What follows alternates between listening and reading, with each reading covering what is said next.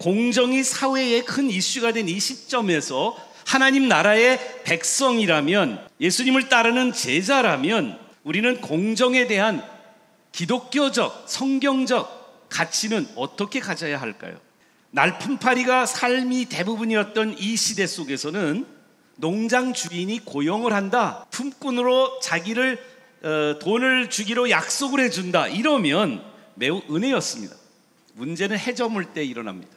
통상적인 관습을 깨고 제일 마지막에 들어왔던 품꾼, 즉 일이 끝마치기 1시간 전에 들어왔던 그 품꾼들의 삭스를 지불하는데, 원래 아침부터 저녁까지 일했던 품꾼들에게 약속한 한 데나리온을 1시간밖에 일하지 않은 사람들에게 주인은 줍니다.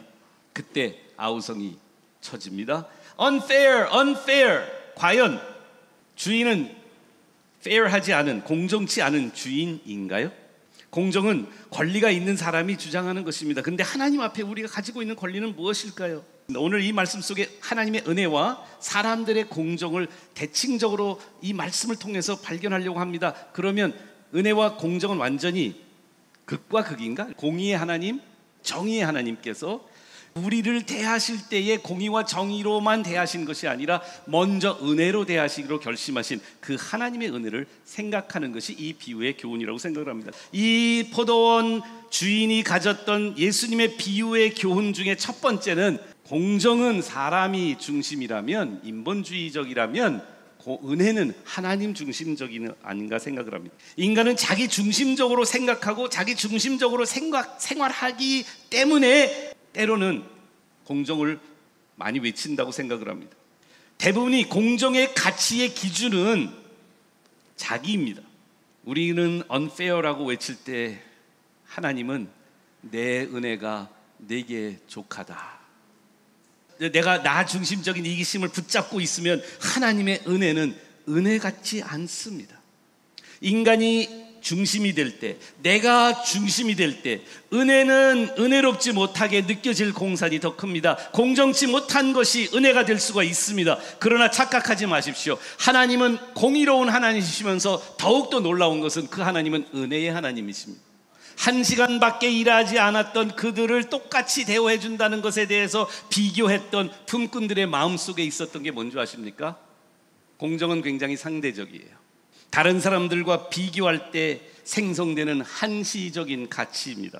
그러나 은혜는 절대적인 하나님 앞에 서 있는 모든 사람들이 필요한 영원한 가치인 것입니다. 우리는 때로는 그냥 상대적인 공정만을 원합니다. 그러나 하나님은 절대적인 은혜를 주시기를 원하십니다. 오늘 스토리 속에 제 눈을 확 띄어오르는 마지막 한 가지가 있었습니다. 나중된 자 먼저 되고 먼저 된 자 나중 되리라. 그분은 일을 잘할 수 있는 품꾼이나 아무도 데려가지 않으려고 하는 그 품꾼들조차 자녀처럼 보였던 거예요.